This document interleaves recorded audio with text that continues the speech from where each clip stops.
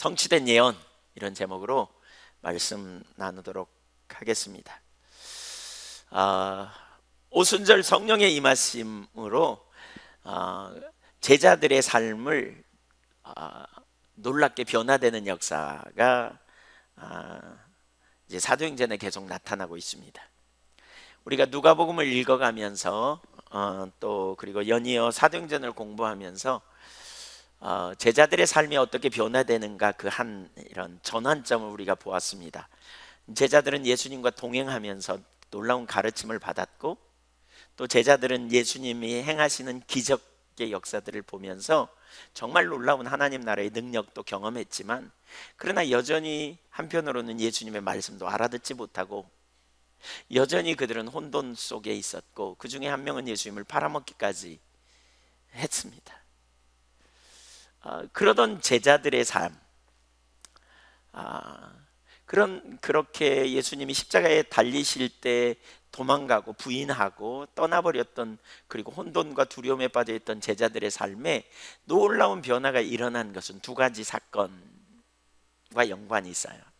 하나는 뭐냐면 예수님의 부활하심이에요. 부활하셨다는 소문을 들었을 때 제자들은 믿지 못했지만, 부활하신 주님을 만나고 또 주님과 40일 동안 계시면서 하나님 나라에, 주님이 계시면서 하나님 나라의 일을 가르치기 시작하자 그들의 삶은 정말 놀랍게 변화됩니다. 그들의 두려움은 온데간데 없이 사라지고요, 그들은 굉장히 담대해지고요. 아직도 약간은 이스라엘 나라를 회복하심이 이때입니까? 라고 혼돈에 빠져 있지만, 그러나 제자들의 삶은 예수님의 부활 이후에 정말 놀라운 변화가 일어나게 됩니다. 정말 놀라운 변화가 일어납니다. 그러나 거기서 멈추지 않습니다. 또 다른 한 사건이 있습니다. 바로 오순절 마가의 다락방에 성령님이 임하시는 사건 이후에 제자들의 삶은 그 남은 혼돈마저도 떠나가고요, 하나님의 의도와 뜻이 무엇인지 선명히 보게 됩니다. 특별히 베드로는 예수님을 3번이나 부인까지 했었습니다. 그리고 예수님의 십자가 사건이 도대체 무슨 의미인지 전혀 이해도 깨닫지도 못했었습니다. 그런데 그런 베드로가 오순절 마가의 다락방에 일어난 성령의 역사로 그 절기를 지키기 위해 세계 각국에서 모였던 사람들에게 12절 13절에 보면 그들이 그 사건으로 인하여 이게 도대체 어떻게 된 일이냐라고 일단의 무리들은 그렇게 말했고, 또 어떤 사람들은 술이 취해갖고 저러지 않느냐라고 말하는 그들을 향해서 예수님은 분명하고 명백하게 그들에게 말씀하십니다. 뭐라고 말씀하시느냐면, 베드로는 그들에게 설명합니다. 뭐라고 말합니까? 우리가 대낮에 술 취한 게 아니라 하나님의 성령께서 우리에게 이것은 하나님의 성령께서 우리에게 역사하신 사건이라, 이렇게 설명합니다. 근데 이걸 보면서 참 놀라운 일이 일어납니다. 어떻게 베드로가 이렇게 설교를 기가 막히게 하는가 하는 거예요. 유대인으로서 베드로가 많이 공부한 적은 없지만 아마 구약 성경은 꽤 많이 읽었었던 것 같아요. 성경의 말씀을 인용하는 걸 보면. 근데 성경의 말씀을 여러분 많이 아는 것과 그 말씀을 삶에 적용하는 것과 다르거든요. 말씀을 아무리 많이 알아도 그 말씀에 의미하는 바가 지금 이 시점에 무엇을 의미하는가와 관련해서 아는 것은 전혀 다른 것입니다. 그러니까 하나님의 성령께서 임하시면 어떤 일이 일어나냐면 영적인 통찰력이 주어집니다. 성령께서 임하면 하나님의 관점이 부어집니다. 그래서 지금 우리에게 일어나는 일이 어디서부터 시작됐고 무슨 일인지를 알게 됩니다. 성령 충만한 사람은 하나님의 관점으로 현실을 해석하고, 과거에 내가 알았던 말씀이 이 현실과 어떻게 연결되는지를 보게 되는 일이 일어납니다. 그래서 여러분, 성령 충만하면 똑똑해집니다. 성령으로 충만하면요, 그 영적인 통찰력이 있기 때문에 이렇게 우리의 삶을, 현실을 하나님의 관점으로 해석하면서 적용해가는 일이 일어나게 됩니다. 그래서 어떤 사람들은 이렇게 성령으로 충만하게 되잖아요. 그러면 과거의 사건을 하나님의 관점으로 해석하는 일이 일어나요. 그러면서 이렇게 말해요. 그때 그걸 통해서 하나님이 나를 이렇게 인도하셨구나 이런 게 깨달아져요. 이렇게 그때 그 사람 때문에 내가 너무 힘들었는데 알고 보니까 하나님이 그걸 통해 나를 빚어가기 원하셨구나. 이게 보여요. 이게. 그래서 성령으로 충만한 사람은요, 믿음이 있게 됩니다. 믿음이 있어요. 현실을 그냥 있는 그대로 보지 않고 하나님의 눈으로 현실을 해석하고 바라보면서 현실을 대하게 돼요. 어떻게 이런 일이 있는가? 요한복음 14장 26절에 보면 이렇게 말합니다. 보혜사 곧 아버지께서 내 이름으로 보내실 성령 그가 너희에게 모든 것을 가르치고 내가 너희에게 말한 모든 것을 생각나게 하리라. 성령님이 오시면 말씀을 생각나게 해요. 말씀을 적용해요. 성령님이 오시면 하나님의 말씀이 우리의 현재의 상황과 어떻게 연결되는지 이걸 깨닫게 해주세요. 여러분, 이것이 성령 충만한 삶에 오는 축복 중에 하나예요. 여러분, 이 축복이 여러분에게 있기를 축복합니다. 성령 충만하면 그래서 믿음을 가져요. 믿음. 성령 충만한 사람은 모든 환경을 하나님의 눈으로 해석하고 우리의 미래도 하나님의 눈으로 바라보고 우리의 과거도 하나님의 관점으로 해석하기 때문에 굉장한 능력이 있어요. 우리가 무엇보다 성령으로 충만함이 얼마나 절실한지 몰라요. 지난 주간에도 또 그 전 주간에도 제가 사람들과 곧잘 그 이전에도 여러 번 이렇게 사람들과 대면하고 이야기하다 보면요, 참 어떤 데는 답답함을 느껴요. 너무나 많은 사람들이, 또 목사님들과도 얘기해도 그런 걸 많이 느껴요. 많은 사람들이 이렇게 하나님의 진리의 말씀을 믿느냐 그러면 믿는다고 아멘 하지만 실제로 대화하고 상담하고 나누다 보면 그 삶 속에서 하나님이 안 계신 것 같아요. 어떤 환경을 바라보면서, 상황을 바라보면서 하나님이 돌아가신 것처럼 바라봐요. 하나님이 안 계신 것처럼 얘기하는 경우를 정말 많이 봐요. 여러분, 영적으로 소경되면 나타나는 특징 중에 하나가 그거라 그랬잖아요. 알기는 아는데 보기는 보는데 적용이 안 돼. 적용이 안 돼. 말씀을 지식창고에 말씀을 많이 저장해 놨어요. 암송도 하고 말씀을 달달달 외우기도 하고 혹은 말씀을 많이 들었고, 근데 영적으로 소경되면 그 말씀을 현실에서 적용을 못 시켜요. 그러다 보니까 내 앞에 있는 문제가 있으면 내 노력과 내 능력으로 그 문제를 해결해 보려고 시도하다가 실패하고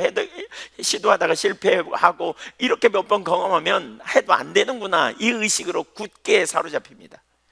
그 안에 아주 견고한 진이 있습니다. 그래서 말씀대로 하는 게 아주 어렵구나, 이런 의식으로 머릿속에 가득 차 있습니다. 사실 목회자들 중에서도 그런 분들이 있습니다. 비극입니다. 꽤 많습니다. 적지 않습니다.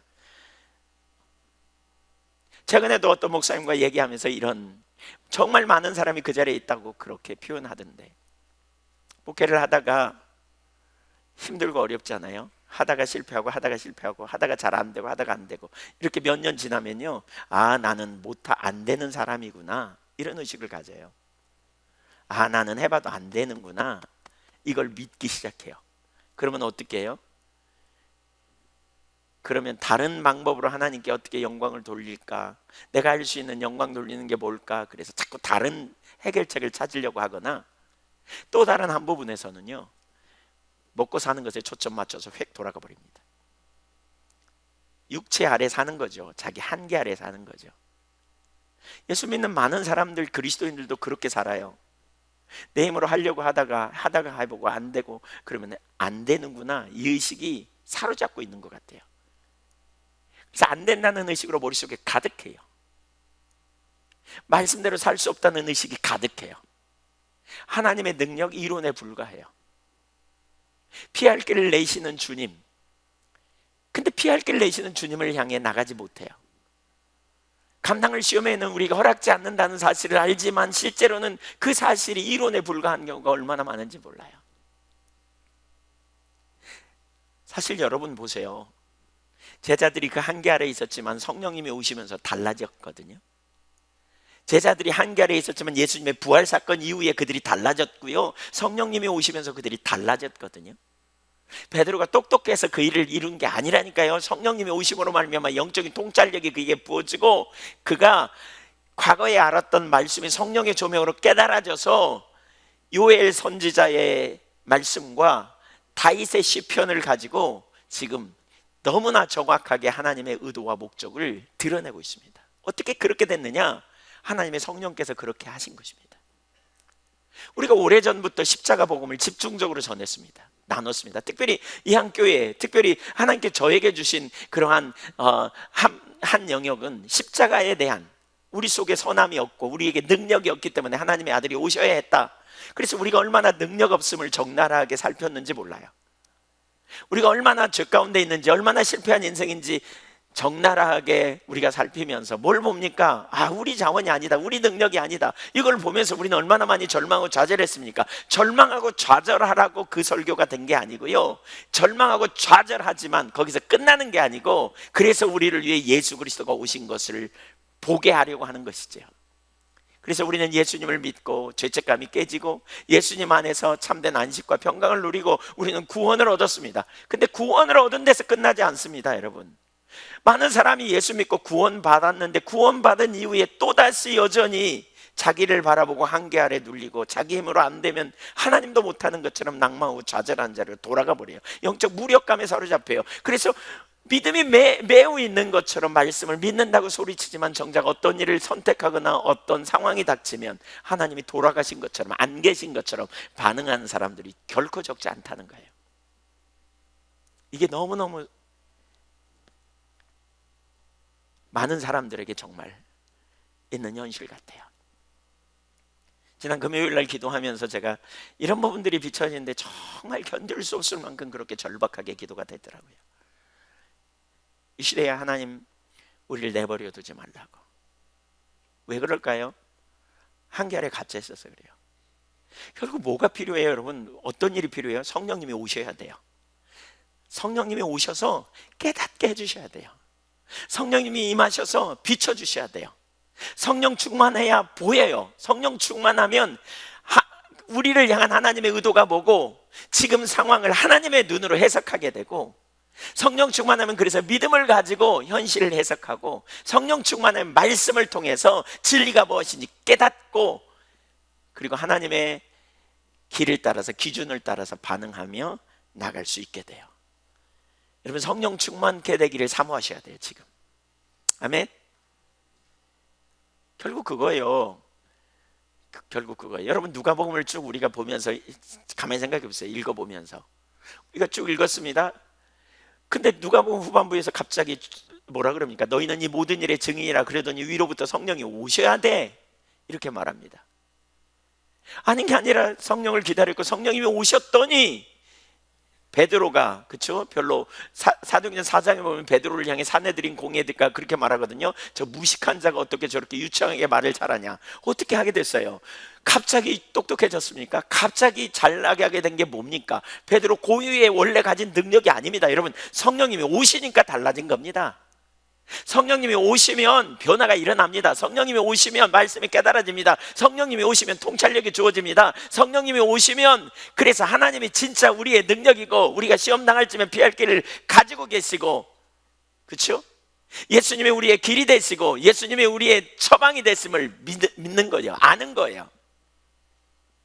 우리가 예수를 믿음으로 구원을 얻었다면 그걸로 끝나는 게 아니라 그 이후에도 계속 예수님이 우리의 힘이 되고, 예수님이 우리의 지혜가 되고, 예수님이 우리의 의로움이 되고, 예수님이 우리의 구원이 되고, 예수님이 우리의 길이 되시고, 예수님이 우리에게 원더풀 카운셀러가 되고 놀라운 상담자가 되시고, 예수님에게는 전략을 가지시고, 성령님이 깨닫게 하셔서 우리를 예수님께로 이끌어 가는 거죠. 성령님이 우리에게 알게 하셔서 우리를 자꾸 주님 앞으로 세워가는 거예요. 세워가는 거예요. 그래서 믿음의 세대로 하나님 나라와 영광을 위해 돌파해내는 일이 일어나야 돼요. 설교를 수없이 들어도 여전히 문제 앞에서 낭망하고 좌절하는 이유가 뭐냐? 깨닫게 하시는 성령의 역사가 없어서 그래요. 여러분, 성령님께서 여러분의 눈을 열어주시기를 축복합니다. 이사야 30장에도 보면 그렇잖아요. 영적 소경이 되니까 말씀은 아는데 정치적으로 어려움이 오니까 정치적으로 해결하려고 애굽에 사신을 보내고, 하나님의 말씀이 와도 잠잠히 기다리라 그래도 피하고 도망갈래, 말 타고 도망갈래 그랬더니 적군이 더 빠른 짐승을 타고 와서 잡아버리고, 말씀을 들어도 정직하게 대면하지 않고, 그래서 하나님이 내신 처방이나 능력이 아무것도 없는 그러한 상황에 하나님을 찾으면 하나님께서 행하시는 제일 첫 번째 일이 뭐라고요? 성령을 보내신다고요. 말씀을 보내신다고요. 말씀을. 그리고 말씀이 들려지면 달라지게 돼요. 성령님이 오시면 저와 여러분에게 말씀을 깨닫게 하세요. 적용시켜줘요. 내가 이 상황에 어떻게 해야 될지. 내가 그러니까 주님이 필요하지. 그래서 주님을 찾도록 이끌어 가세요. 낙심하고 좌절돼 있는데 바로 그런 순간에, 그래서 하나님이 우리에게 세상 끝날까지 주님이 우리와 함께 하신다고 하셨지. 바로 그러니까 주님이 내가 길이라 그랬잖아, 나를 찾으라 그러잖아. 그래서 우리를 주님께로 이끌어 가시는 일을 성령님이 하신단 말이에요.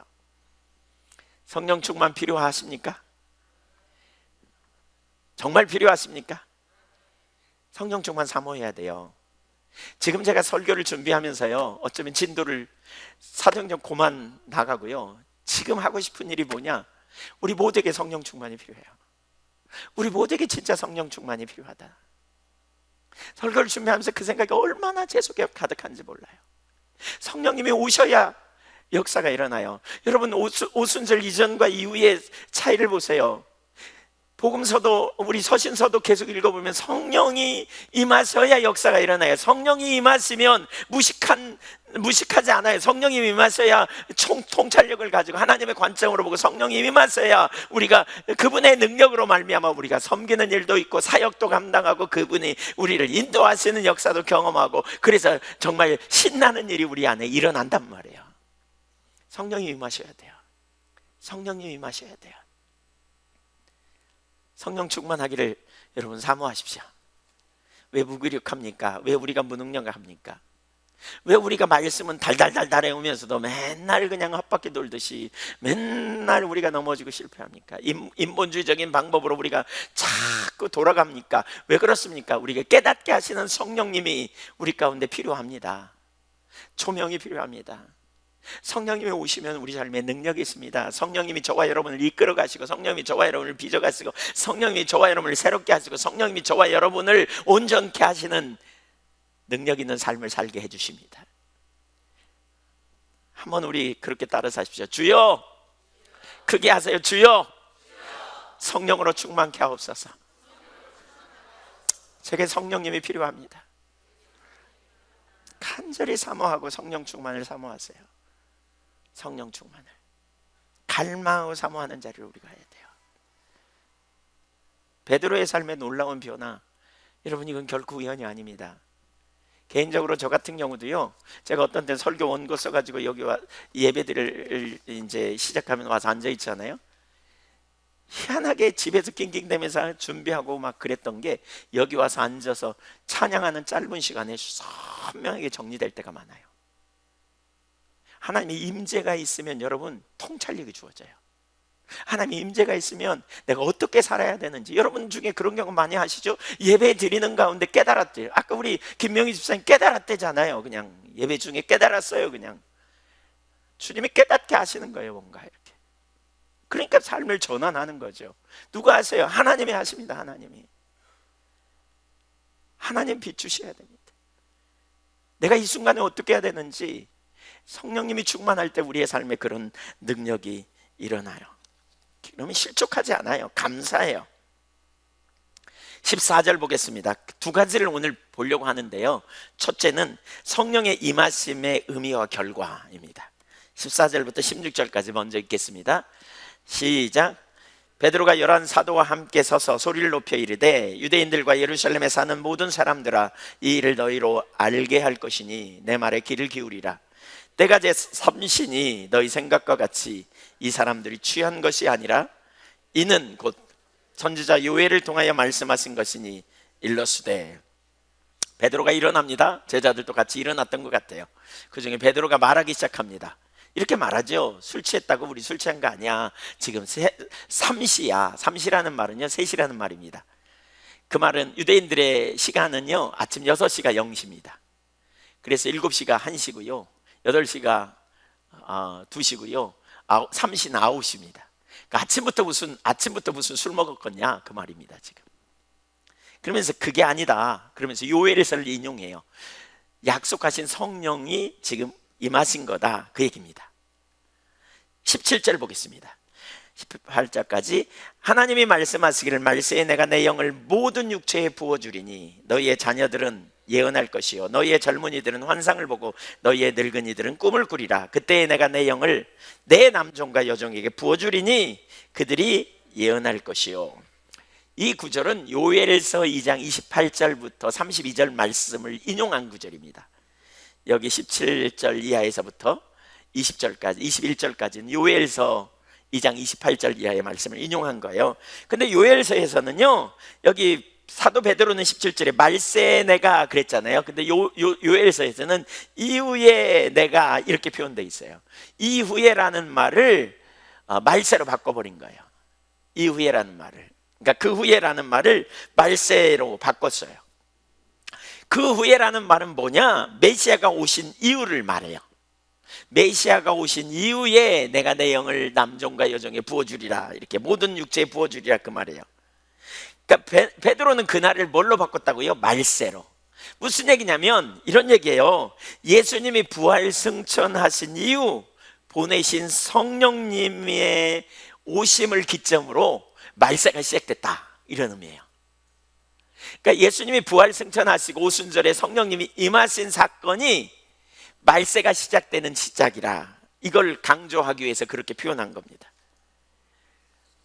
말세는 언제부터요? 예수님이 부활 승천하고 오순절 성령님이 임하시는 사건, 이게 말세예요. 이때부터 이제 말세의 시작이에요. 자, 그러면서 그 뒤에 보시죠. 말세에 뭐 하시겠다고요? 모든 육체의 성령을 어떻게 하시겠다고요? 거기 잘 보세요. 성령을 어떻게 하시겠다고요? 부어주신다, 이렇게 표현하죠. 말세의 모든 육체의 성령을 부어주신다. 여기 참 재밌지 않아요? 성령을 부어주신다, 양둥이로 물을 퍼붓듯이 부어주신다, 이렇게 표현하고 있어요. 뭐 성령이 물인가? 뭐 이렇게. 근데 이런 표현이 성경에 많이 나와요. 예를 들면 요한복음 3장 34절에 하나님이 보내신 이는 하나님의 말씀을 하시나니 이는 성령을 한량없이 부어주심이니라, 이렇게 표현합니다. 현재형이에요. 예수님을 가르치는데 예수님이 하나님의 말씀을 하시게 된 것은 하나님의 성령을 한량없이 부어주셨기 때문이라는 거예요. 이런 은혜가 여러분에게 부어지기를 축복합니다. 사실 설교자에게 이런 은혜가 필요합니다. 여러분, 설교자가요, 성령의 깨닫게 하심 없이 설교하는 건 이건 피 말리는 일이에요. 진짜 피 말리는 일이에요. 목회자에게는 진짜 성령의 기름 부음이 필요해요. 성경을 읽을 때 깨닫게 하시는 역사가 있어야 설교해요. 그렇지 않고 설교하려면 죽어요. 예, 그 기름 부음이 없는 거예요. 기름 부음이 없이 설교하려면 죽어. 예. 그래서 제가 우리 전도사님들한테도 그런 표현을 되게 많이 하고 신학생들한테 그런 표현을 많이 해요. 기름 부음이 있나 봐라. 기름 부음이 없으면 틀린 거다. 그만둬야 된다. 성령 충만을 구해라. 제가 그렇게 표현합니다. 성령님이 부어주셔야 돼요. 또 사도행전 10장 38절에도 하나님이 나사렛 예수에게 성령과 능력을 기름 붓듯 하셨음에, 이렇게 말합니다. 기름 붓듯 부으셨다는 거예요. 기름 붓듯. 표현이 부어주시는 것처럼. 이게 무슨 표현일까요? 네, 이게 무슨 의미냐면 강력한 성령의 임하심을 의미합니다. 예수님이 승천하신 후에 임하시는 성령의 역사는 강력한 능력으로 임하시는 것을 말씀하고 있는 거죠. 이런 은혜가 저와 여러분에게 부어지기를 축복합니다. 성령의 강력한 부어주심. 얼마나 기대가 됩니까, 여러분? 성령의 강력한 부어주심의 역사. 그래서 예수님은 한량없이 주의 말을 예수님의 말씀을 전했다. 하나님의 말씀을 전했다. 또 성령과 능력을 기름 붓듯 하셨으며 두루 다니시며 착한 일을 행하시고 모든 병자에게 약한 것을 고치시는 역사가 있었다. 이런 은사가 우리에게 부어져야 돼요. 여러분, 교회가 이런 고린도전서 12장부터 14장까지 보면 은사와 관련된 부분을 얘기하잖아요. 근데 그건 뭐냐? 한 성령을 부어주셔서, 한 성령으로 각 사람에게 성령을 부어주셔서 은사를 부어가지고 그걸로 교회에서 역할을 감당하도록 하시는 거예요. 어떤 사람에게 성령의 강력한 기름 부으심으로 섬기는 일을 하게 하고, 어떤 사람은 성령의 기름 부음으로 이렇게 가르치는 일을 하게 하기도 하고, 다양한 성령의 기름 부으심으로 우리가 사역을 감당해야 돼요. 성령님 없이 그 초대교회는 성령님이 안 계시면요, 교회 문 닫았어요. 초대교회는 성령님 없이 돌아갈 수가 없어요. 목숨 걸고 하는 일이 아니었나요? 초대교회는. 그러니까 성령님이 안 하시면 없어요. 불가능해요.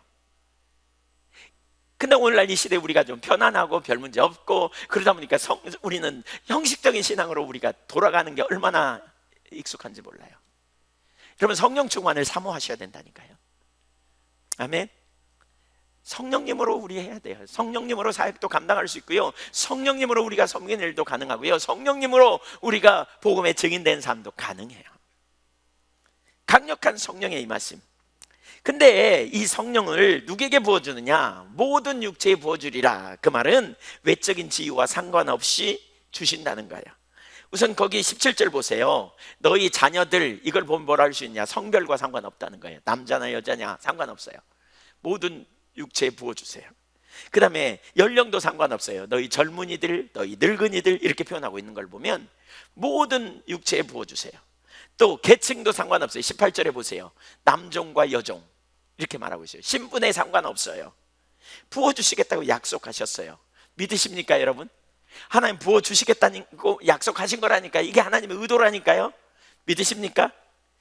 왜요? 예수님 없이 승천하신 후에, 예수님이 승천하신 후 하나님께서 당신의 백성들이 성령 없이는 못 사는 걸 아시기 때문에 그래요.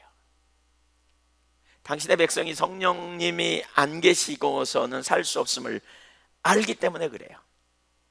성령님이 오시면 무슨 일이 일어나는가 거기 좀 보세요. 너희 젊은이들은 뭘 하고? 예언을 하고, 그렇죠? 너희 자녀들은 예언을 하고, 젊은이들은 뭘 하고? 환상을 보고, 늙은이는 뭐 하고? 꿈을 꾸고. 여러분 한번 생각해 보세요. 이건 다 미래적인 일입니다. 이건 현재를 하나님의 눈으로 보지 않으면 불가능합니다. 저는 연세 드신 어르신들 중에 이렇게 말하는 분 정말 많이 봤습니다. 이 나이에 내가 뭐 하겠소? 그분 성령 충만하지 않은 분이에요. 성령 충만하면 그렇게 말해서는 안 돼. 꿈을 꾼대잖아요. 꿈을 꾼대. 하나님의 일을 행하시는 일에 초점을 두고, 내가 이 나이에 뭐 배우고 배워서 뭐 하겠어? 이 나이에 내가 뭐. 그러면 얼른 데려가셔야 돼. 죄송하지만 85세의 갈렙 보세요. 이 산지를 내게 주소서 그러잖아요. 85세가 됐는데도 꿈을 꿔. 이 산지를 내게 주소서 그러잖아요. 너무나 험악한 산지이기 때문에 점령이 안 된 땅인데 그 땅 달래는 거예요. 85세인데. 여러분, 이런 일이 우리에게 일어나야 돼요. 예언한다는 게 뭐예요? 하나님의 통찰력으로 현실을 보는 거예요. 환상을 본다는 게 뭐예요? 미래에 대한 소망을 갖는 거예요. 그래서 정말 성령 충만한 사람은요, 절망하지 않아요. 낭망하지 않아요. 포기하지 않아요. 성령 충만한 사람은 머물지 않아요. 정체하지 않아요. 성령 충만한 사람은 앞을 봐요. 성령 충만한 사람은 뭔가 하나님 행하시는 걸 보게 돼요. 베드로가 바로 지금 그 일을 하고 있잖아요. 성령 충만함으로 베드로가 현실을 하나님의 눈으로 보잖아요. 그런 일들이 일어나요. 그래서 성령 충만해야 돼요. 오늘날 젊은이들마저도 절망하고 자기에 대한 소망과 앞나라에 대한 기대감도 없어졌어요. 얼마 전까지만 해도 우리나라 젊은이들이 하는 얘기가 중에 많은 게 뭐예요? 헬조선, 지옥조선이다. 뭐 그래서 이 나라를 떠나고 싶다. 코로나 터진 이후에 그 말이 쏙 들어갔죠. 그래도 이 나라에 있어야 된다. 이렇게. 우리나라가 상당히 좋은 나라다. 뭐 이런. 왜 그런 일이 있어요? 소망이 없어서 그래요. 여러분, 하나님의 지각을 갖는 사람은 절망이 없어요. 성령 충만해야 돼요. 성령 충만해야 돼요. 성령 충만한 사람은 꿈을 꿔요. 성령 충만한 사람은 비전을 가져요. 성령 충만한 사람은 하나님께 소망을 두기 때문에 그런 사람들이 뭔가 일을 만들어내는 거예요. 여러분, 그런 역사가 있어야 돼요. 우리 한교회가 그런 역사로 충만히 차고 넘치기를 소원합니다. 아무것도 없어 보이지만 현재 내가 입은, 젊은이들은 자기가 입은 의복이 현재 저 다가 아닌 걸 볼 수 있어야 돼요. 성령 충만하면 자기가 현재 있는 위치가 다가 아닌 걸 바라보고 믿음으로 주님 의지하고, 능력 주신 주님 의지하여 주님의 능력 안에서 내가 능치 못함이 없음을 바라보고 기도하고 비전을 가지고 하나님 행하시는 그 놀라운 역사를 보게 해달라고 구하고 영적인 돌파를 이루어 나가며 가는 것이지요. 연세 드신 분들도 마찬가지예요. 꿈을 꾼다는 게 뭡니까 여러분? 빨리 데려가시옵소서. 빨리 죽어나 버리면 좋겠다. 나 빨리 데려가 달라고 기도해 달라고. 살 소망이 조금만 생겨도 그런 기도 절대 안 할 거래요. 사실 우리가 성령 충만해야 될 이유가 여기 있어요. 우리 그런 말 안 하기로요, 어르신들. 주님 오시는 날까지, 주님 부르시는 날까지 나는 꿈을 꾸리라. 성령으로 충만하여 그런 꿈을 꾸시기를 축복합니다. 젊은이들 환상을 보는 거예요. 환상을. 하나님 부르시는 날, 하나님 행하실 때 어떤 일이 일어나는가. 여러분의 옷차림을 보니까, 여러분의 성적을 보니까, 여러분의 가진 걸 보니까 소망이 없어 보이나요? 주님이 여러분을 그렇게 쓰시지 않아요. 여러분, 여러분의 가진 것으로 평범한 일상을 살아가는 삶을 꿈꾸나요? 주님 안에서 위대한 하나님만 하실 크기의 일을 하나님께 붙들림 받아 살기를 꿈꾸나요? 그래서 우리는 성령 충만해야 돼요. 성령 충만해야 돼요. 주님 성령으로 충만케 해주세요. 우리가 이렇게 사모하셔야 돼요. 아멘.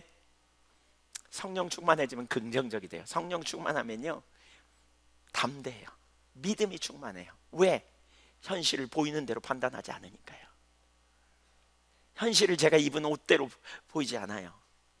여러분, 노동 현장에서 그냥 어려움을 당하고 있을지라도 꿈을 꾸는 사람은 똑같은 옷을 입었지만 다르다고요. 겉모습이 아무리 남루하고 초라해도 꿈을 꾸는 사람은 다르다고요. 그 속에 하나님의 성령이 임하시면 그런 역사가 일어나는 거예요. 그런 역사가, 그런 능력의 역사가 우리 가운데 나타나기를 사모하셔야 돼요. 베드로는 계속해서 요엘서 2장 30절 31절을 더 인용합니다. 19절 20절 읽어보겠습니다. 시작. 또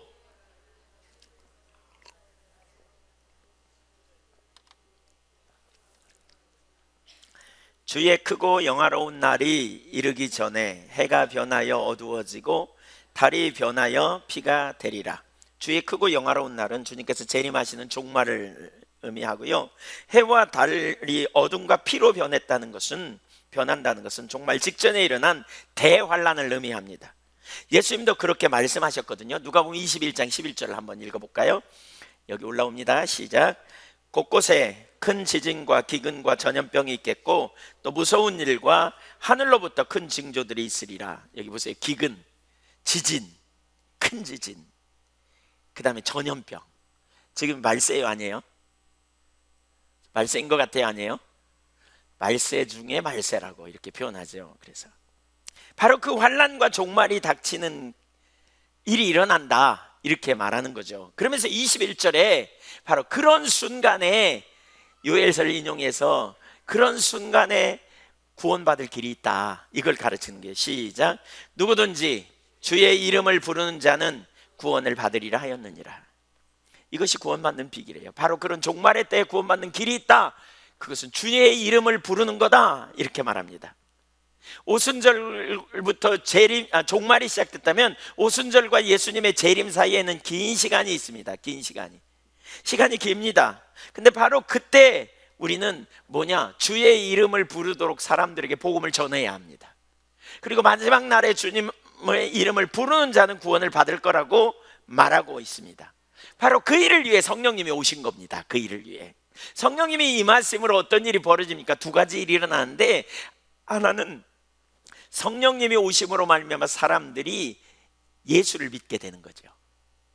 성령님이 오심으로 말미암아 사람들이 예수님을 알게 되고 믿게 되고, 그리고 예수님의 이름으로 말미암아 구원받는 일이 일어납니다.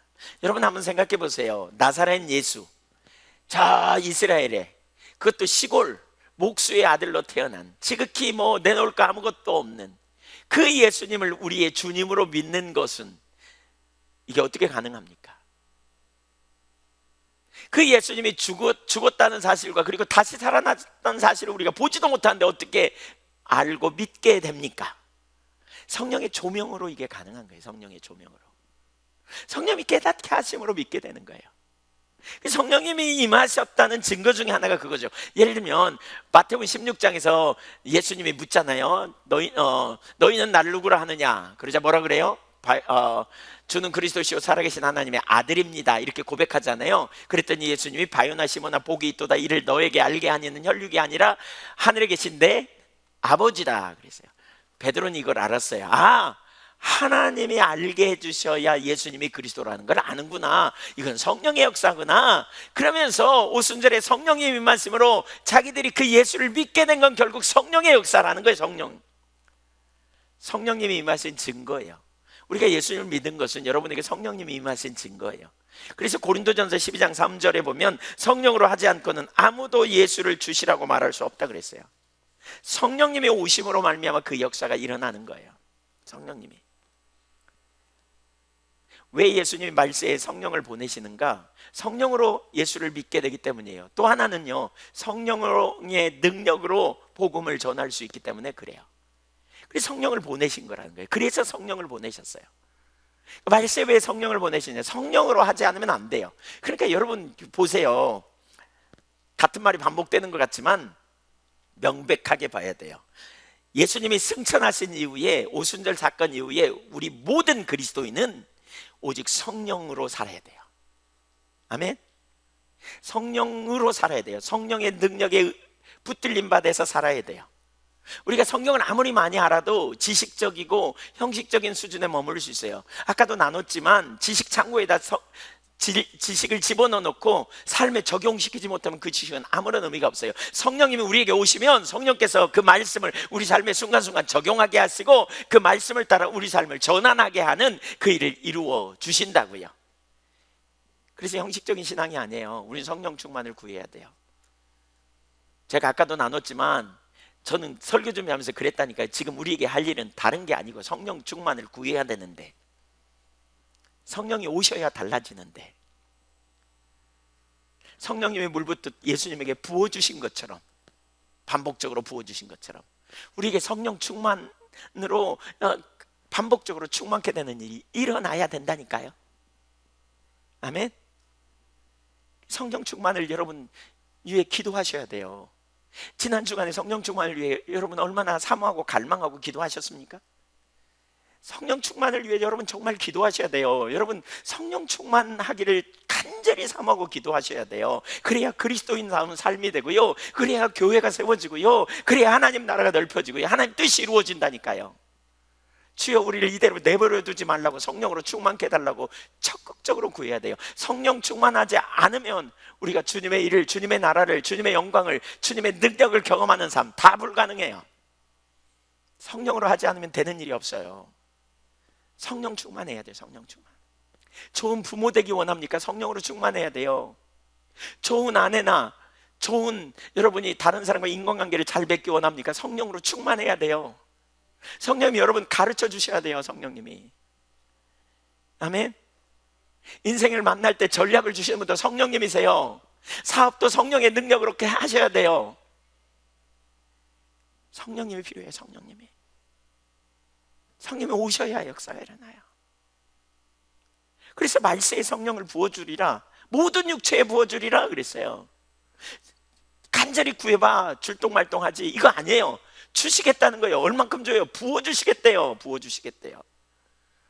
양동이로 쏟아붓듯이 그냥 주시겠다는 거예요. 사모하고 갈망하세요. 성령으로 충만케 되기를. 왜 내가 예수 믿는데 무력한가? 왜 내가 이 말씀을 아는데 하나도 내 삶에 능력이 없는가? 내가 믿는다고 입술로 고백했지만 공허한 건가? 문제가 만날 때마다 내가 인본주의적으로 해결하는 이유가 뭔가? 성령님으로 적용되는, 성령으로 충만치 않아서 그래요. 우리 삶에 능력이 없는 이유가 거기 있다니까요. 여러분 언제까지 그 신앙생활 하실 거예요? 그렇게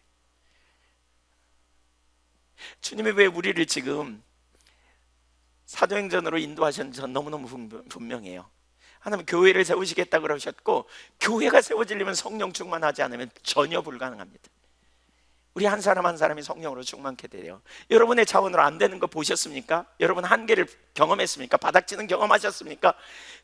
그러면서 절망하는 자리 끝나는 거 아니에요. 주님 나는 연약합니다. 오늘 또 넘어집니다. 우리가 이런 찬양하지만 그러면서 연민에 빠집니까? 그거 아니에요. 난 넘어지고 실패합니다. 그래서 나는 오늘 주님 구합니다. 주님이 충만케 하시지 않으면 제 손에 어떤 소망도 없습니다 라고 고백하며 나가야 돼요. 여러분 인간관계에서 실패하고 넘어졌습니까? 그대로 고백하고 성령으로 내게 충만케 해달라고, 내 삶을 새롭게 해달라고 구하셔야 돼요.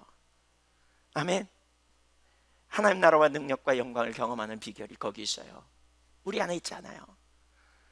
예수님 승천과 예수님의 재림 사이를 사는 오늘 우리 시대는 성령에 의한 시대예요. 성령 안에서 우리는 동행하고 성령의 능력으로 우리는 살아야 돼요. 성령의 능력으로 주와 함께 주 안에 영생을 누리며 주 안에 살리라. 오늘도 내일도 주 함께 살리라. 주 함께 주 안에 사는 게 뭐예요? 요한일서 4장 13절에 보면 성령을 주심으로 우리가 성령 안에 사는 게 주 안에 사는 거예요. 예수님 포도나무예요. 우리는 가지예요. 열매를 맺기 원합니까? 포도나무신 주님께 붙어 있어야 돼요. 붙어 있어야 뿌리로부터 진액이 흘러나와요. 능력 없는, 지혜 없는, 그렇죠? 의지력도 약한, 무식한 우리가 우리 나름대로 주님과 동행 단독적으로 우리가 살 수 있다고요? 택도 없습니다, 여러분. 그래서 우리는 성령으로 충만케 되기를 구해야 돼요. 성령님이 우리를 압도하고 성령님이 우리를 사로잡고 성령님이 우리의 삶을 인도해 가시도록 우리가 열망하고 사모하며 나가야 돼요. 이 삶이 되어져야 돼요. 우리가 무능한 이유는요, 능력이 없어서 그래요.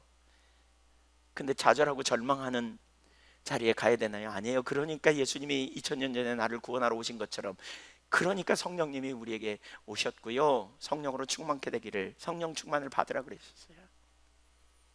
성령으로 충만케 되기를 여러분 사모하세요. 얼마나 우리가 의지에도 약하고 얼마나 우리가 연약합니까? 결단하지만 넘어집니까? 우리의 마음이 하나님 안 기뻐하는 자리로 막 향하여 가잖아요. 내가 그거 지켜보려고 해도 안 되잖아요. 결단하지만 넘어가 버리잖아요. 막 성령님이 오셔서 비춰주셔야 돼요. 그것이 무엇인지, 어떤 일이 일어나는지. 그래서 우리는 성령 충만을 사모해야 돼요. 인간이 하나님의 이름을 부른다는 것은 무슨 의미인가요? 그렇다면 주의 이름을 부른다, 부르는 자는 구원을 얻으리라 그랬는데 주의 이름을 부른다는 말이 무엇이냐? 주의 이름을 부른다는 것은 주를 믿는 거예요. 믿는 거예요. 내가 죄인임을 깨닫고 예수님이 하나님의 아들로서 우리의 구원자임을 믿는 거예요. 노마서 10장 13절 14절 잘 보겠습니다. 노마서 10장 13절 같이 읽겠습니다. 누구든지 주의 이름을 부르는 자는 구원을 받으리라. 14절 그런즉 그들이 믿지 아니하는 일을 어찌 부르리요. 그러니까 주님의 이름을 부르려면 뭐 해야 돼요? 주님을 믿어야 불러요. 그럼 믿으려면요, 들어야 돼요. 그래서 전하는 자들이 필요해요. 복음을 전하고 전하는 자를 통해서 주님을 알게 되면 주님을 믿고, 그러면 주님의 이름을 부르러, 그런 자들이 구원받는다, 이렇게 말하고 있죠. 주의 이름을 부르면 구원받았습니다. 구원받습니다. 그런데 주의 이름을 부르는 것은 이례적이 아닙니다. 처음 예수 믿을 때가 아닙니다. 일생 동안 우리는 주의 이름을 부르며 살아야 합니다. 여러분, 매 순간마다 주의 이름을 부르는 겁니다. 주님은 날마다 우리와 동행하면서 우리를 건져주십니다. 일상의 삶에서 전략을 주시고 지혜가 되시고 능력이 되셔서 저와 여러분을 매 순간마다 하나님의 관점으로 보게 하셔서 넉넉히 이기게 하실 능력이 주님 안에 있습니다. 주의 이름을 부르는 자는 구원을 얻습니다. 주의 이름을 부르는 자는 승리합니다. 그래서 예수 이름으로 우리는 나아가는 것입니다. 주 예수 그리스도 이름, 우리의 유일한 구원자, 생명이신 예수 그리스도. 그래서 성령님이 오신 겁니다. 그래서 그 예수님 믿게 하려고, 그 예수님 증거하게 하려고, 그리고 예수님의 능력의 삶을 살게 하려고 성령님 오신 겁니다. 성령 충만을 여러분 간절히 사모하십시다. 다른 기도 제목 다 내리고요, 성령 충만 구하세요. 성령 충만하게 해달라고 구하세요. 성령으로 충만케 해달라고.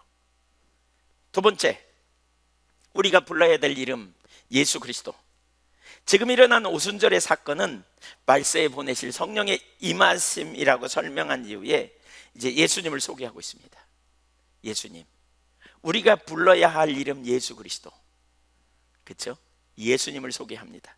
5가지로 소개합니다. 예수님을 여기서 나머지 구절에서 첫째는 5단계로 소개하는데, 첫째는 예수님은 예수님은 하나님께서 예수님에게 권능과 기사와 표적을 행하게 하셨다는 거예요.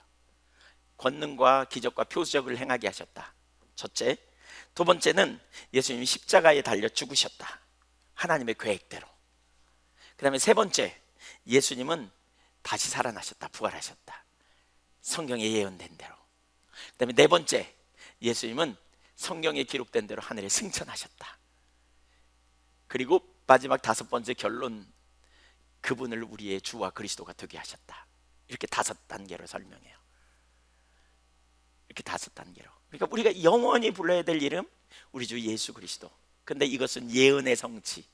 그러니까 베드로에게 하나님이 통찰력을 주셔서 다윗의 시편을 가지고 예수님이 누구이신가를 설명하게 합니다. 22절 읽어보겠습니다. 오늘 본문 22절. 이스라엘 사람들아, 이 말을 들으라. 너희도 아는 바와 같이 하나님께서 나사렛 예수로 큰 권능과 기사와 표적을 너희 가운데서 베푸사 너희 앞에서 그를 증언하셨느니라. 예수님을 뭐라고 표현하냐면 나사렛 예수라고 그래요. 나사렛 예수라는 말은요, 그 당시 언어로 말하면 아주 보잘것없는 동네 사람. 왜 갈릴리 나사렛은 이스라엘 예루살렘에서 멀리 떨어졌어요. 그 중간에 사마리아가 있어요. 그래서 이 나사렛으로 올라가려면 요단강을 끼고 이렇게 돌아서, 예루살렘에서 이렇게 돌아서 올라가요. 근데 예루살렘 사람들은 아주 개보다 못한 인간으로 유대인들이 봤거든요. 그 북쪽에 있는 갈릴리 나사렛도 아주 그냥 멸시천대 받는, 무시하는. 그래서 나사렛에서 무슨 선한 것이 나오겠느냐, 이렇게 요한복음에 보면 나오잖아요.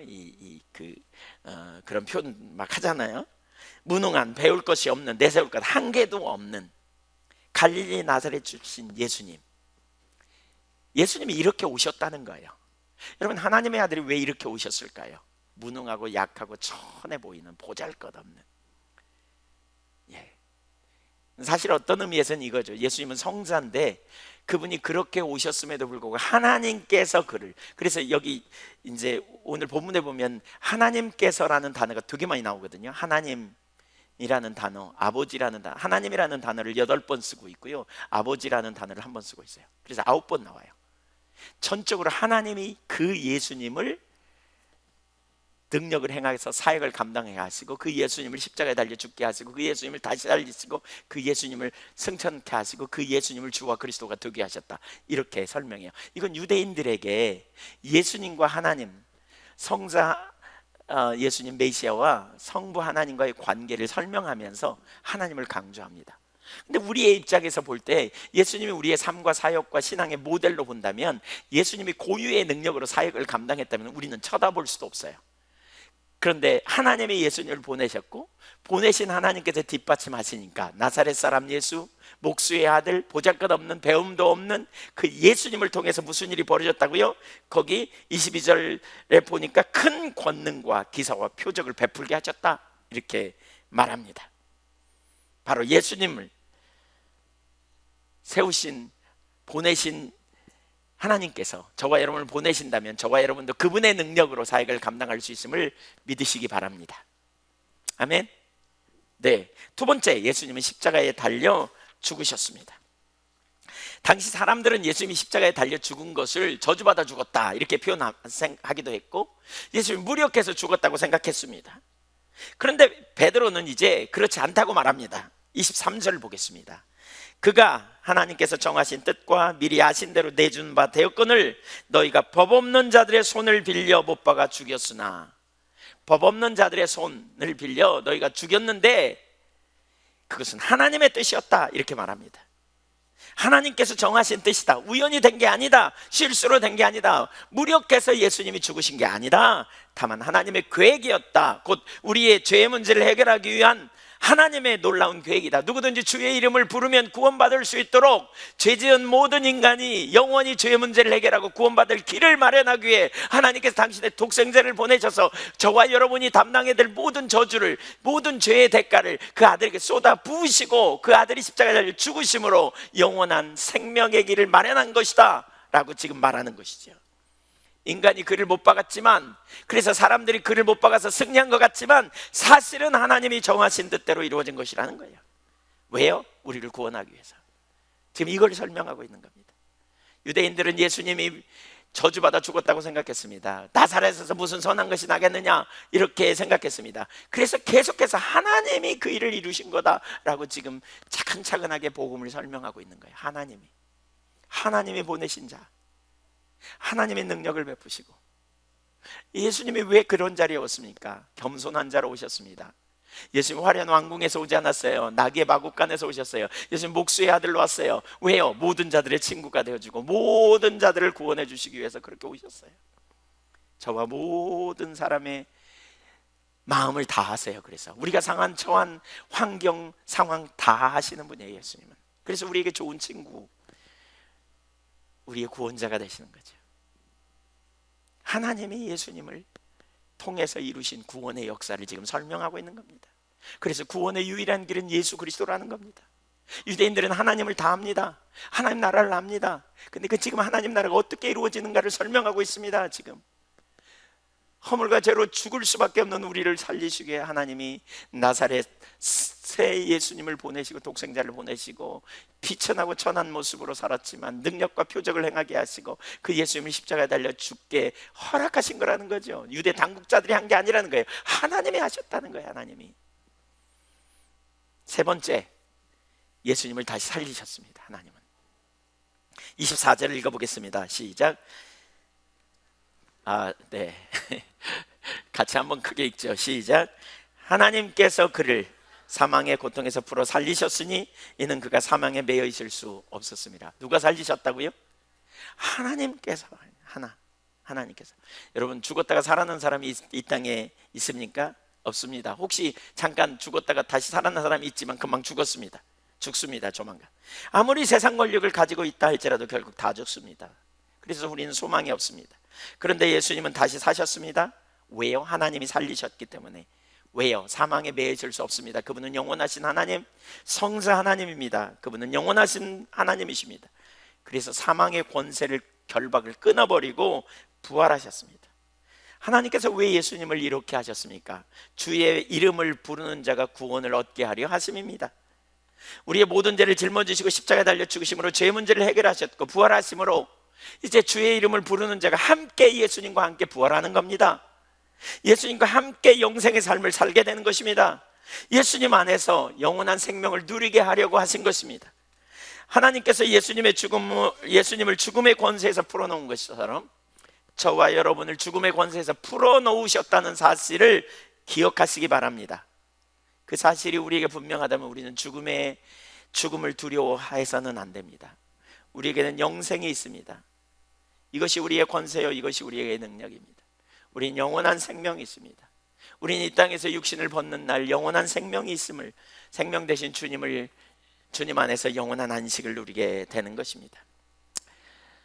베드로에게 또 말씀이 깨달아졌어요. 그 뒤에 보면 베드로는 또 다른 구역의 말씀을 가지고 설교하기 시작합니다.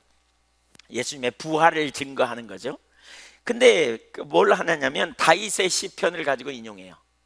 사실 베드로가 인용하기 전에 구약 성경에 보면 다윗의 이 시편이 메시아적 시편이라고 이렇게 생각한 적이 없어요. 근데 성령이 충만하니까 다윗에게 성령께서 깨닫게 하셔서 이것이 하나님이 메시아에 대한 예언으로 주신 거라고 말해요. 25절부터 28절까지 같이 읽어보겠습니다. 시작.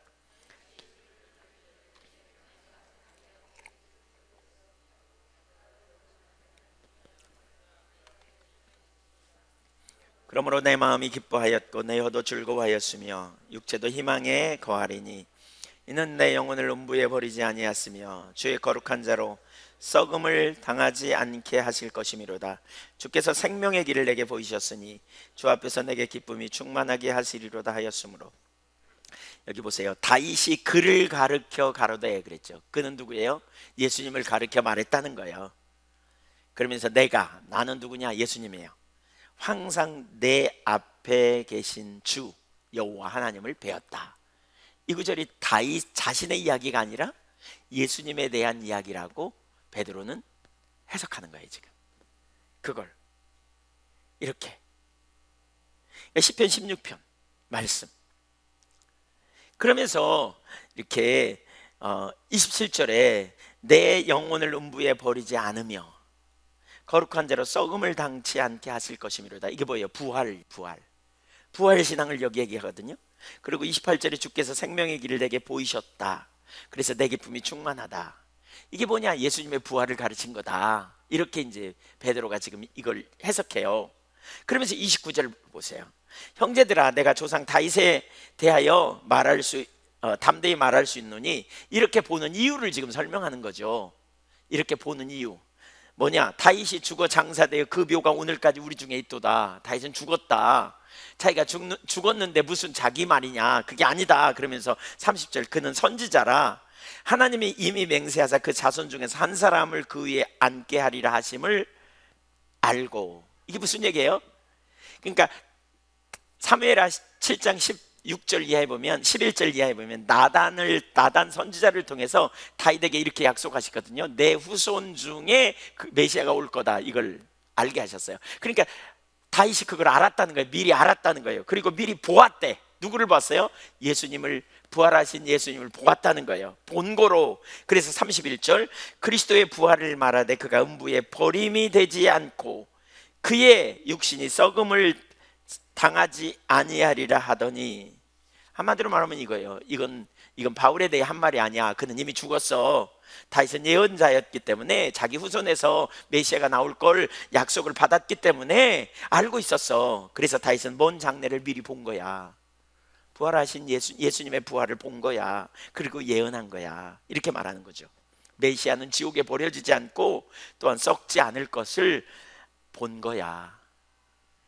그러면서 시편 16편의 8절 이하의 말씀이 메시아에 대한 예언이라고 말해요. 그래서 이 구절을 그러니까 여기 25절 하반절부터 28절까지 아세아 연합신학대학 신약학 허주 교수님은 이렇게 개인적으로 사역했어요. 자기 나름대로 번역을 해서 이렇게 내가 내 앞에 계신 주를 항상 배웠도다 그랬잖아요. 그런데 그분은 내 거기 사이에 예수 이렇게 써요. 예수님이 스스로 말하는 거예요. 예수 앞에 계신 주 여호와를 항상 배웠으며, 그러니까 하나님과 예수님 사이에 일어난 일이라는 거예요. 이걸 예수님이 항상 하나님을 보았다는 거예요. 여호와 하나님. 또 그 다음에 보면 그가 내 오른편에 계심으로, 이 말은 여호와가 항상 예수님 오른편에 계심으로 예수님이 흔들리지 아니하였다. 그러므로 예수님의 마음이 기쁘고 예수의 입술도 즐거워하며 육체도 희망에 거하리니 이는 주 여호와께서 나의 영혼을 지옥에 버리지 아니할 것이며, 이렇게 번역해요.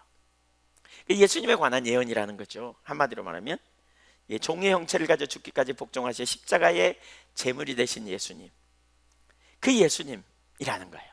예수님. 여러분, 이게 예수님에 관한 예언이라면 우리가 한 가지 여기 참 생각해 볼 게 있어요. 그러니까 예수님에 관한 예언이고, 결국 성경에 예수님은 지옥에 버리지 않고 썩지 않는다고 말한 걸 보면 부활하셨다. 그래서 이 구절을 가지고 이제 사도 베드로는 예수님의 부활하심을 증명하고 있거든요. 근데 여기서 우리가 한 가지 볼 것은, 예수님이 그 모든 사역 중에 그 능력으로 사역을 감당할 수 있었던 중요한 한 가지 근거를 볼 수 있어요. 그게 뭡니까? 친밀한 교제입니다. 예수님은 항상 하나님을 보았다는 거예요. 여기 보았으며 그렇잖아요. 내가 항상 주를 배웠도다. 항상 주를 배웠도다. 여러분, 항상 주님을 믿음으로 볼 수 있기를 축복합니다. 그래서 우리가 주님을 찾는 게 되게 중요해요. 그러면서 뭘 알았어요? 그랬더니 예수님이 하나님이 자기 우편에 계심을 알았어요. 그래서 왜요? 그래서 그 결과가 뭐예요? 흔들리지 않았다. 요동하지 않았대요. 낙망하지도 않고 좌절하지도 않고 두려워하지도 않고, 그 일어나는 사건에 대해서, 상황에 대해서 어려워하지도 않았다는 거예요. 여러분, 이게 안식이에요. 이게 안식. 한번 따라해보세요. 주님을 보면 안식이 있다. 우리가 뭘 보냐 싸움이에요. 환경을 보면 환경에 뒤집어지고요, 주님을 보면 주님께 반응해요. 여러분, 계속해서 주님을 믿음으로 볼 수 있기를 축복합니다. 이게 얼마나 중요한지 몰라요. 그 결과 또한 거기 뒤에 나옵니다. 그래서 어떻게 됐다고요? 그래서 마음이 기뻤대요. 무슨 일을 만나든지 기쁨이 넘치는 거죠. 모든 순간에 평안이 있는 거죠. 주 안에 있는 나에게 딴 것이 있으랴. 그런 찬양이죠. 주 안에 있는 나에게 딴 근심이 있으랴. 십자가 밑에 나가 내 짐을 풀었네. 그 평강이 여러분 속에 있기를 축복합니다. 주님을 보니까요. 주님을. 또 그 뒤에 뭐라 그랬어요? 입술이 즐거워한대요. 입술이 즐거우면 찬양이 있어요. 불신이 오면요, 불평이 나와요. 원망이 나와요. 내 신세가 뭔가, 하나님 너무 하시는 것 같아. 아이고, 내가 왜 저런 인간을 만나가지고 막 투덜거리잖아요. 이거 그런 사람 알고 계시면 손 들어보세요. 네. 성령 충만하라고 말해주세요. 성령 충만하라고. 여러분, 우리가 초점을 주님께도 이게 안식이에요. 그 다음에 그런 사람의 마음은 어떻다고요? 소망에 넘친다는 게 소망. 마음에 소망이 넘쳐요. 왜? 하나님 행하실 거니까. 왜? 하나님의 이루실 일을 보니까. 제가 어느 날 이 예배당 건축하기 전에요, 그때 엄청 어려움이 많이 있었거든요. 정말 힘들었어요. 저 개인적으로 너무 힘들었어요. 근데 여기 앉아가지고 여기 이 옆에 올라가면 산책길이 있거든요. 거기 혹시 안 가보신 분은 가보세요. 거기 그 벤치가 있습니다. 거기 앉아서 제가 이 빈터, 풀이 우욱 난 이 빈터를 보고 앉아서 기도하는데 갑자기 제 마음에 말할 수 없는 기쁨이 생기더라고요. 무슨 일이 있어도 하나님이 말씀하신 것은 이루신다는 확신이 제 속에 팍 순간 부어지더라고요. 그래서 제가 거기서 열심히 하나님 찬양했습니다. 저기 앉아서. 왜 그 찬양 있잖아요. 너희는 가만히 있어 주가 하나님 됨 알지어다. 홍해 앞에선 이스라엘 민족을 향해 너희는 가만히 있어 주가 하나님 됨을 알. 환경은 지금 죽을 것 같은데 우리의 눈이 하나님을 믿음으로 바라보게 될 때 그때 강력해요. 이게 예수님의 사역의 동기예요. 예수님이 한편으로는 성령의 부어주심과 동시에 뭐예요?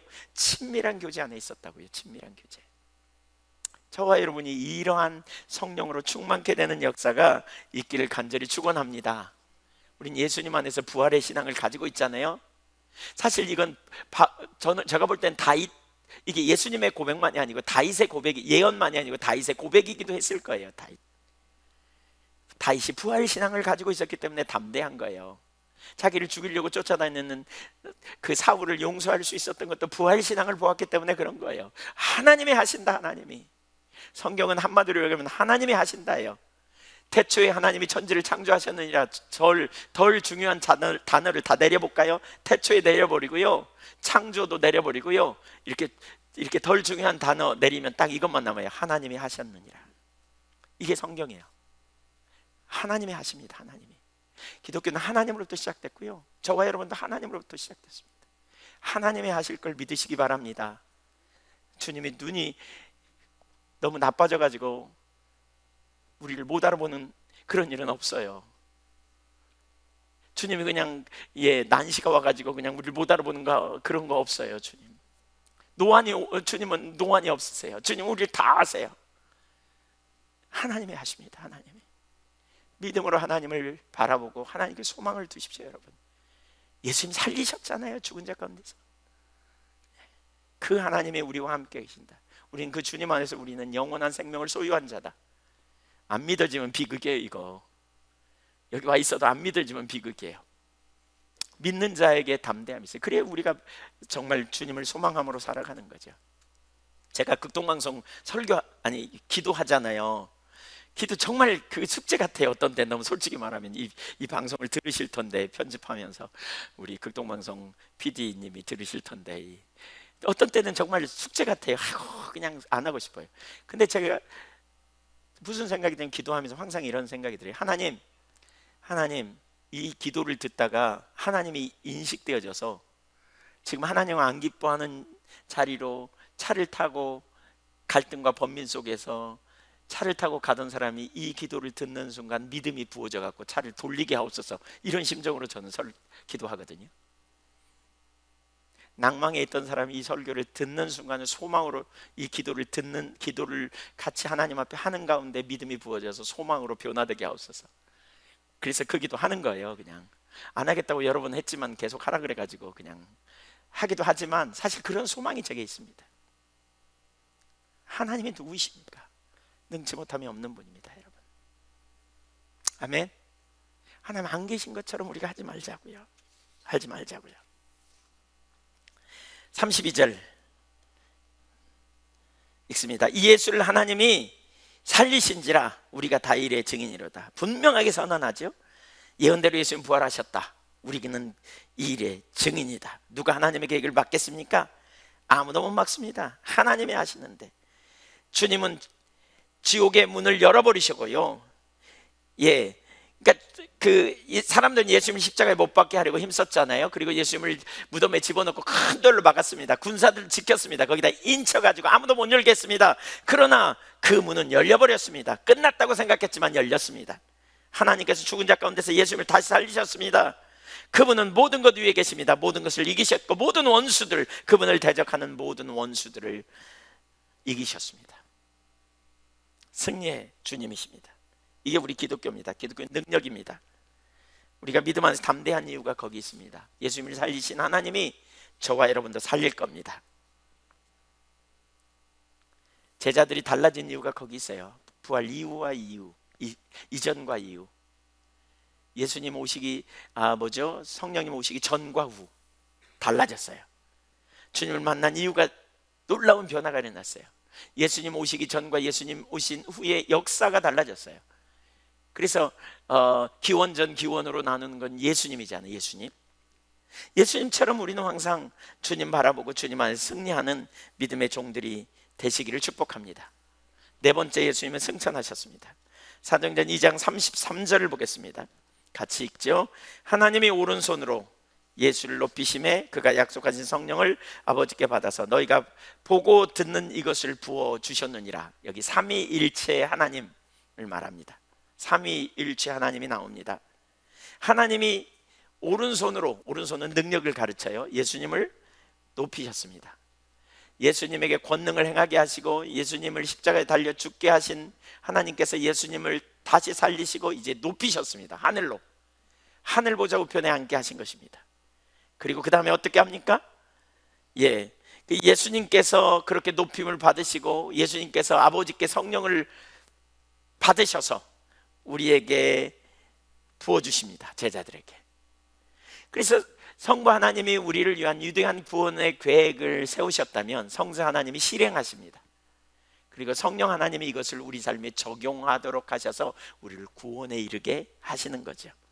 우리는 성령님과 함께 연합하여 증인되는 삶을 살 수 있어요. 성령님과 함께 연합해야 복음이 전해져요. 우리의 지혜와 우리의 자원으로 아니에요. 성령님이. 여러분 열심히 다른 사람 섬기지만 때가 있어요. 성령님이 역사하셔야 돼요. 네, 너희가 보고 듣는 이것, 성령님을 말하죠. 성령님이 아니면 어떤 소망도 생명도 능력도 없음을 우리가 기억하고요. 그래서 성령으로 충만케 되기를 구해야 돼요. 이제 베드로는 세 번째 성경을 인용합니다. 시편 110편 1절 말씀입니다. 34절과 35절을 함께 읽겠습니다. 시작.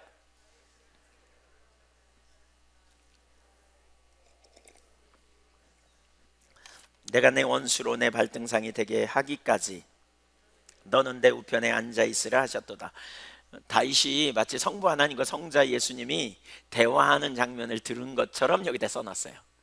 성부 하나님이 그러신 거죠. 성자 독생자이신 예수님에게 이렇게 말해요.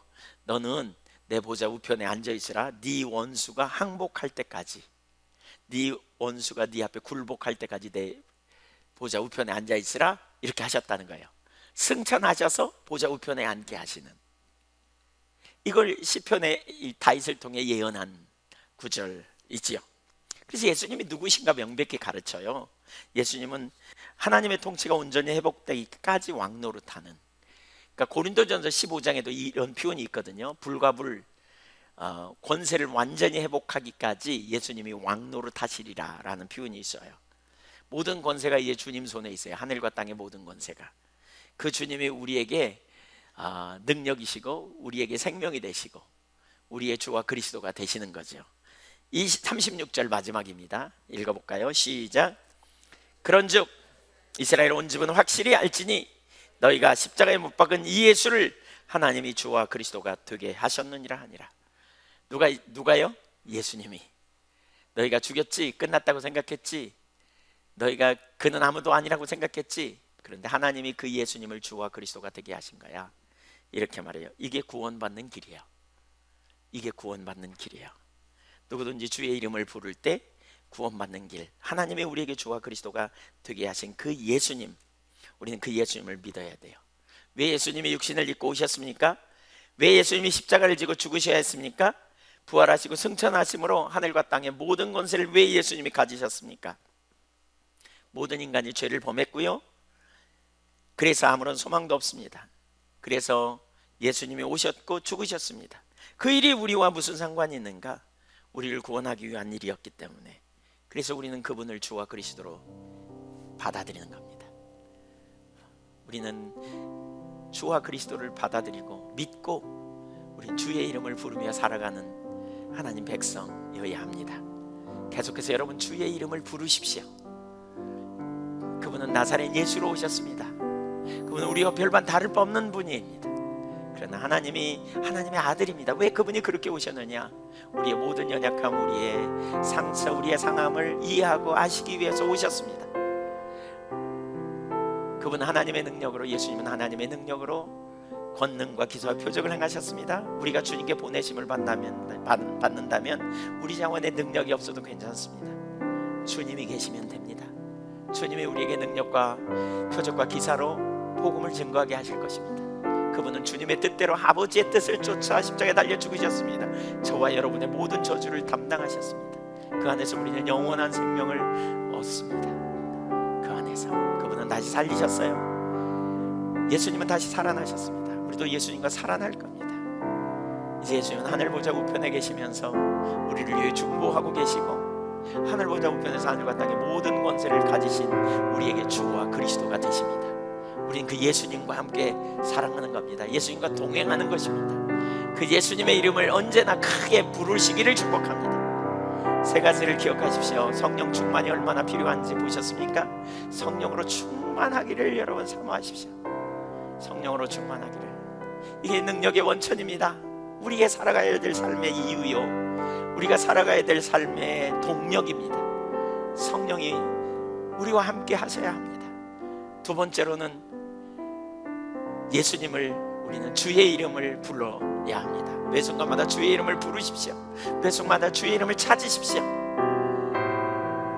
그렇게 할 때 세 번째, 예수님이 주님을 매번 봄으로 말미암아 요동치 않고 그 마음에 소망이 넘쳤고 그 입에 믿음의 말이 있었고 불신의 말이 깨지고 믿음의 말이 있었고 감사와 기쁨이 넘친 것처럼 우리 삶에 그러한 역사가 있을 겁니다. 친밀한 교제. 우리 같이 하나님 앞에 이 세 가지 기억하면서 기도하면 좋겠습니다.